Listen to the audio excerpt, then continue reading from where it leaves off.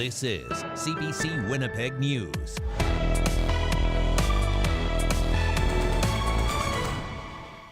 Good evening. Thank you for joining us. Barricades at the main entrance to the Brady Road landfill have been dismantled after nearly 2 weeks.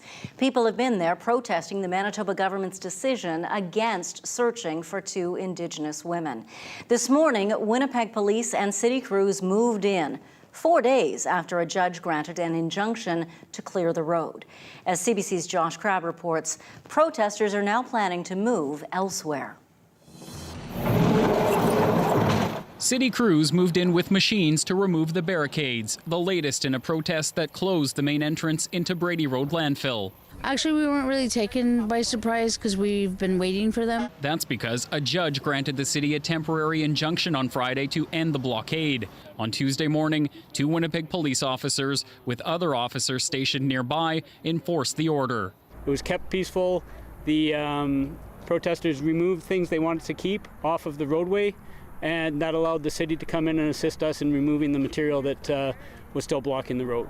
People on site hugged and told CBC they agreed to clear the road. No one was arrested or physically removed. Our people are peaceful, loving people. Protesters shut down the road after Manitoba Premier Heather Stephenson said the province wouldn't search the Prairie Green landfill for Morgan Harris and Mercedes Myron, a decision the provincial government is holding firm on because of safety concerns. There is a broader responsibility for a government to also consider the safety of others as well. That makes it a very difficult decision. The barricades on the road are gone, but under the injunction, this camp, known as Camp Morgan, can stay. It's named in honor of victim Morgan Harris. A second one, called Camp Mercedes, is being set up at the Canadian Museum for Human Rights.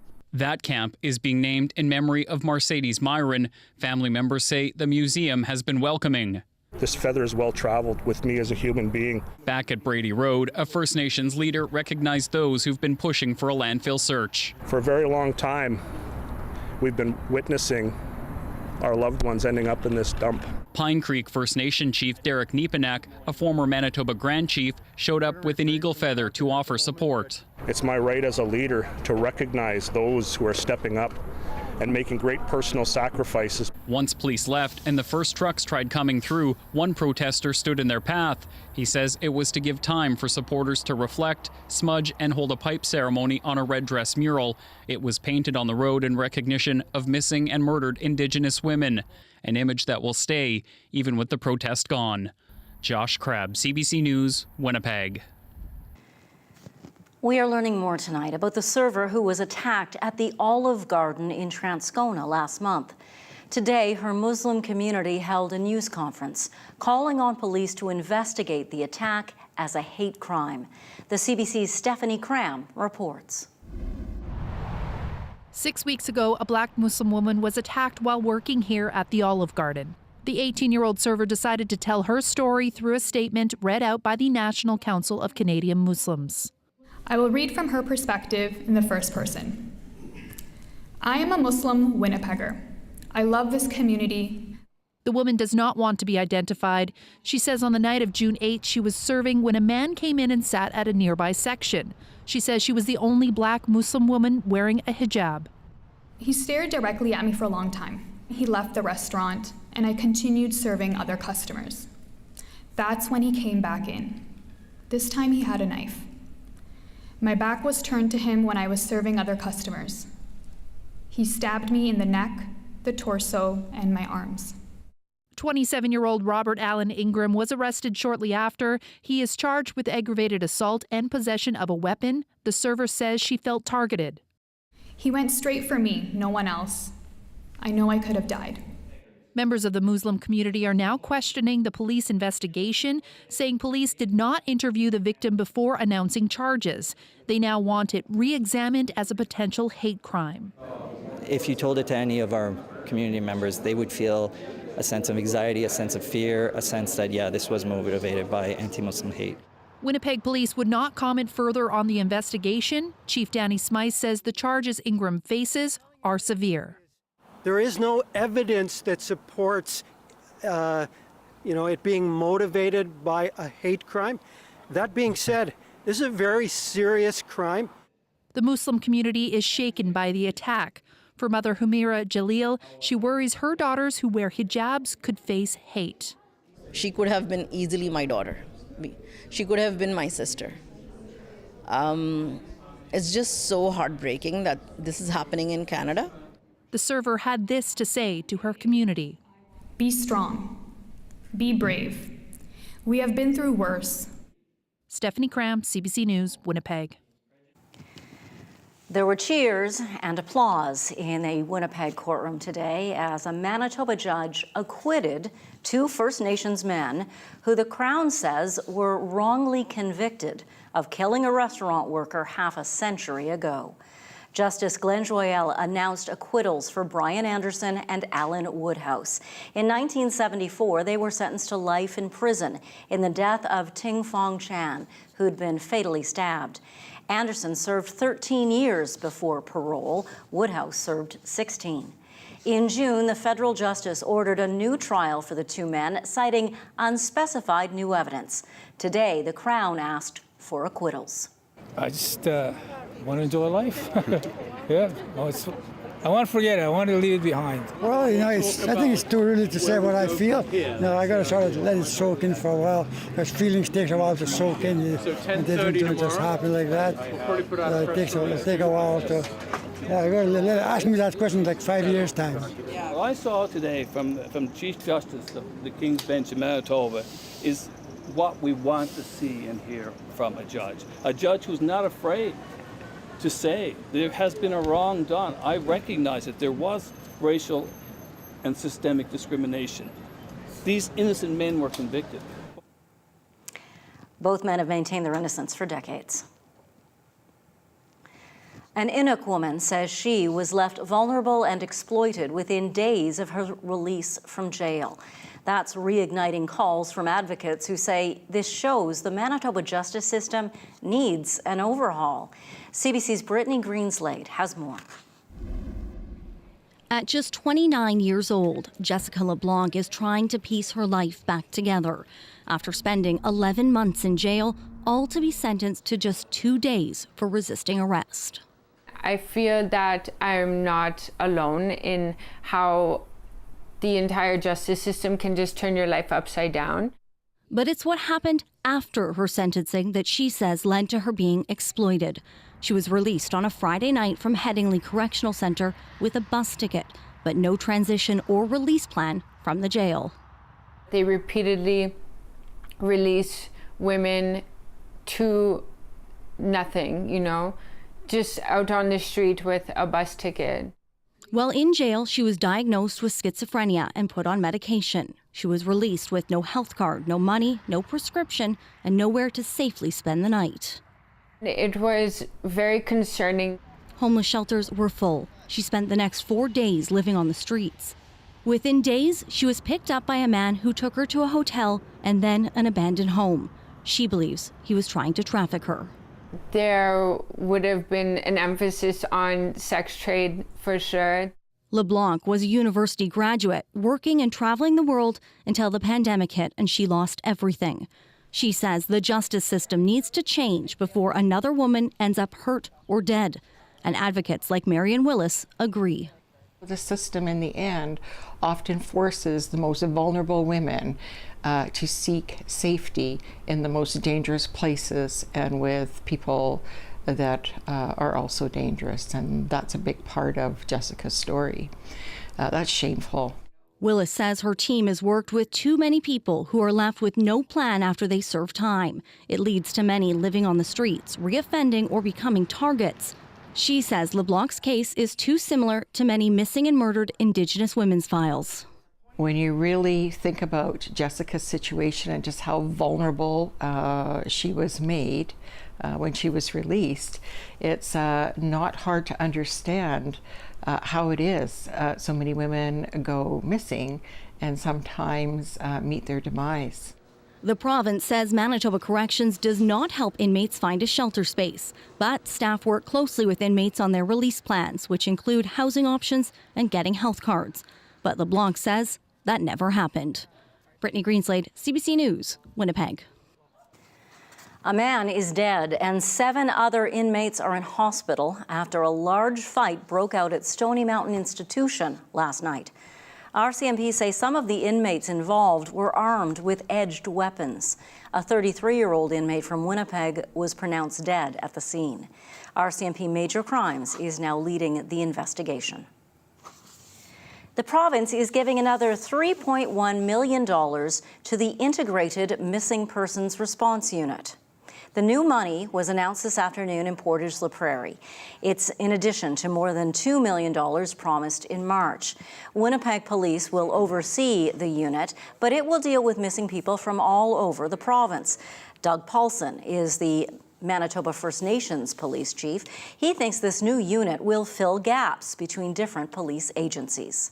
Having a centralized unit that we can all work off on the same page and protocols, and will hopefully create situations where things can be dealt with in a more timely manner. The province says the unit will also connect people who often go missing with social supports and programs to help them. There are now new free ways for you and your family to play at the Forks. Staff have set up soccer and basketball nets in front of the CN stage. On walkways nearby, an artist has drawn painted playgrounds, which suggest fun ways to move through the space. Those seem popular with kids of all ages. To the side, there's a table for playing table tennis. You can borrow the paddles and balls you need to play from the Be Together bike trailer.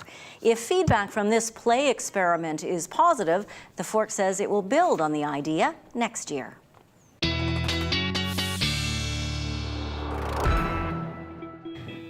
Meteorologist John Sauter joins us now. It's good to see people out playing at the Forks today. It wasn't raining when we were there, so that was good. And that's not chalk.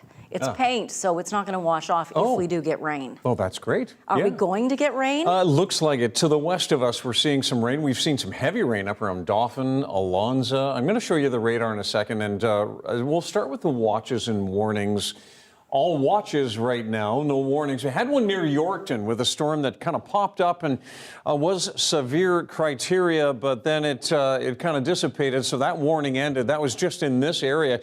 Really, there's the meteorology around this. There's a trough of low pressure, which is going to provide the energy for the storm formation in southwestern Manitoba as we head into the evening hours, and that eventually moves across into the Red River Valley. So the low, you can see it spinning right here, right over central Saskatchewan, but the associated occluded front, which is a front that is above the surface, is connecting with this initial line that is moving into southern Manitoba. Behind that, under the clear sky, that's this line right here will extend down into southwestern Manitoba.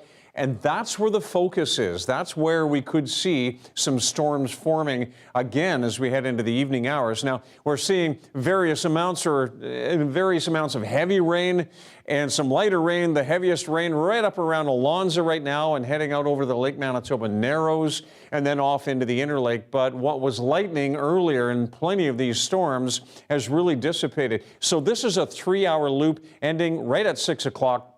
And you can see the lightning just dying out as this line moves across through Portage La Prairie toward Winnipeg and, as I mentioned, off into the Lake Manitoba Narrows and the Interlake. Now, if we look back here toward Moosomin and Yorkton, this new line is forming, and that's what is expected to bring us some storm activity on into the evening hours. So some fairly decent rain here through Alonza and out to the east of that community. Right now, Winnipeg is at 22, made it to just above 23 today. South winds right now at 17 kilometers per hour. You look at Futurecast and you see this initial line being painted on the forecast model and then the formation of this line that is in behind it. And as it moves east, it'll cover the Red River Valley on into the evening and overnight period. Even on Wednesday morning, we've got a chance of showers, and then farther east and south and right through the Red River Valley, a chance of some storm activity on Wednesday afternoon, followed by quick clearing. Thursday should be a pretty bright day. Northwestern Ontario will see some afternoon showers moving right through the Kenora area, but we are heading into some sunshine and some warmer weather. 14, the low for tonight, chance of showers and storms. 16 in the morning with a chance of showers. And then into the afternoon, a risk of a thunderstorm once again and a high of 22. Have a look at some of the warmer numbers across northern Manitoba for tomorrow, with the exception of Churchill. Gusty north wind holding you back at about 15, but everyone else 25 to 27 degrees in the sun-cloud mix. The rest of us looking at showers in the west, Brandon, Dauphin, Swan River, scattered showers. It's not a washout, not a complete rainy day. Here we've got that chance of some showers and then afternoon storms in the southeast. And when you look at northwestern Ontario, really the chance for storms is around Fort Francis. It's just a chance of showers in Red Lake, Dryden, and Kenora. Thanks, John. You're welcome. Coming up, for the first time in more than 2 years, Canada's inflation rate has slipped back inside the Bank of Canada's target range. It is, however, still higher than the bank would like it to be. We'll look at two big factors keeping inflation high after the break.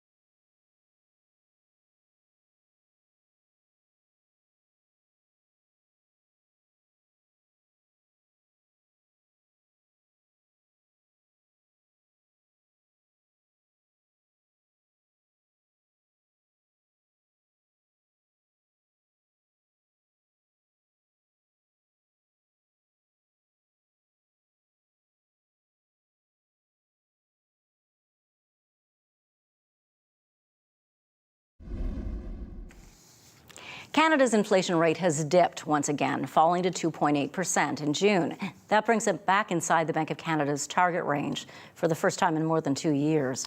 But as Anisa Dari reports, the high price of food and shelter is not moderating.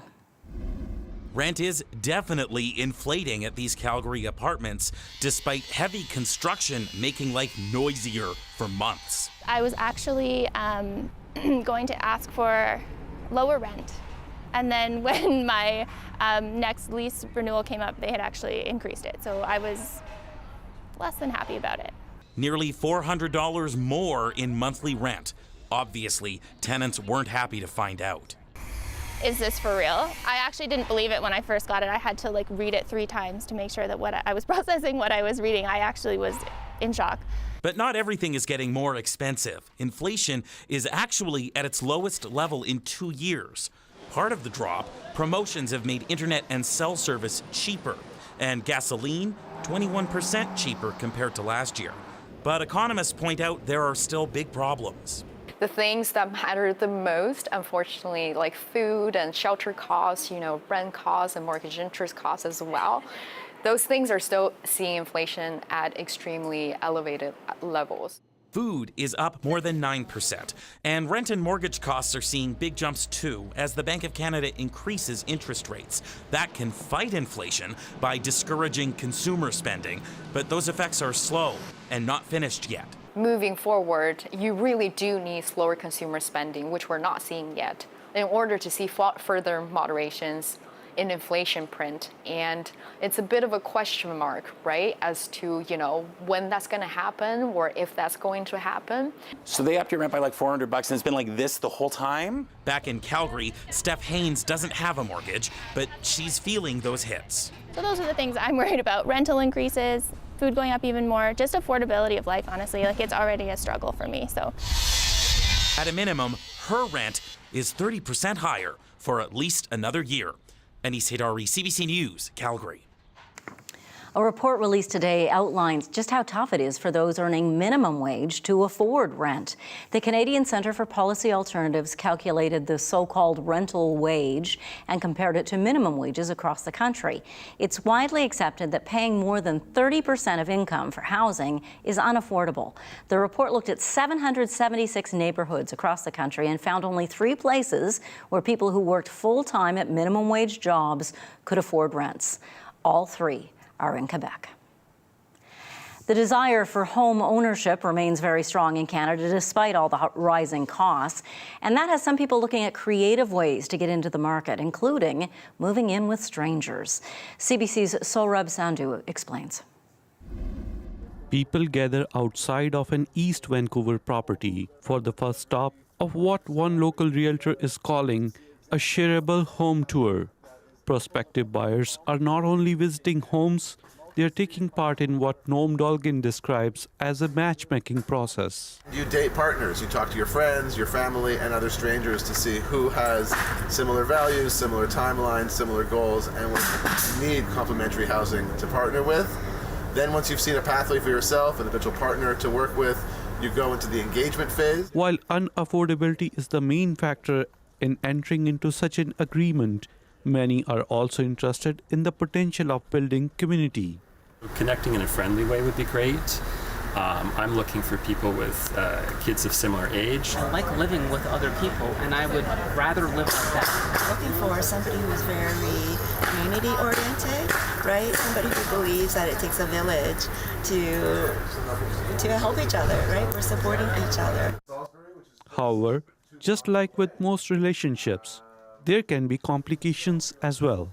You're sharing a mortgage together. And if you split up, it would play out much like a divorce settlement. Or if one party can't suddenly make the payments, the other party is on the hook. This single father of 2 boys is interested in owning with strangers, but he is wary. The concern that any partner I go in with might not be able to meet their financial obligations is a real concern. Despite these fears, many are ready to dive into an otherwise out-of-reach market for the chance to have a place to call their own. There's no question this is a housing hack to create affordability in an otherwise unaffordable city. The bottom line, he says, do your homework to make sure you're compatible with any future co-owner in what could be the biggest commitment of your life. Sohrab Sandhu, CBC News, Vancouver. John's 7-day forecast and your daily lift when we return.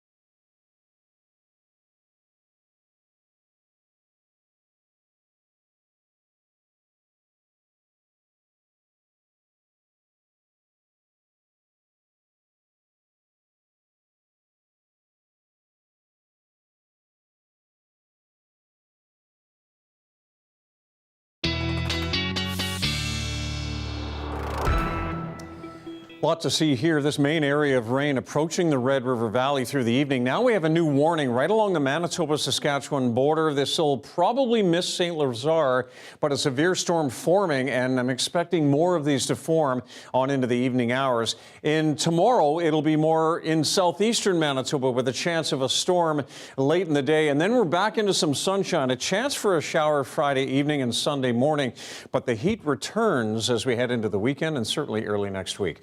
The North American Indigenous Games are underway in Nova Scotia, bringing together about 5,000 athletes, coaches, and staff from First Nations all across the continent. More than 500 of those athletes are from right here in Manitoba. Monica Gabosh made the trip out east to watch her son Trayden compete for Team Toba in softball. They spoke with CBC Nova Scotia's Day O'Deer, and that is tonight's Daily Lift.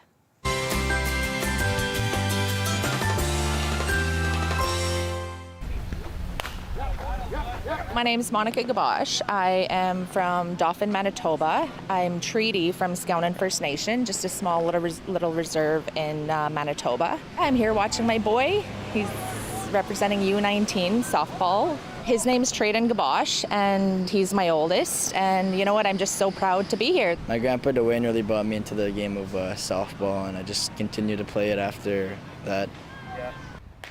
How does it make you feel that you're representing not only your team and your family, but your nation? It feels good, you know. I'm one of the only ones from Scout and First Nation to be out here. My name's Leslie McKay. I'm from Norrie House Cree Nation in Manitoba. All these guys, I gave them, you know, set some short-term goals here, make some friends, and most importantly, create memory, because when you're at the North American Indigenous Games, this is a lifetime memory. Like I myself, I've been involved as an athlete back in 2002, and still to this day, I'm still talking about it. All these kids are Indigenous kids, and they're so talented in their own way. And you know, for everybody to come together like this, and till you meet new people. Like my son's, met so many different kids within the last 2 days, and that's an experience of a lifetime. Yay, go Team Toba. Oh, so cool for all those kids to get together and make friends. Absolutely. Hope they're having a blast. Thank you for being with us tonight. We'll see you tomorrow. Good night.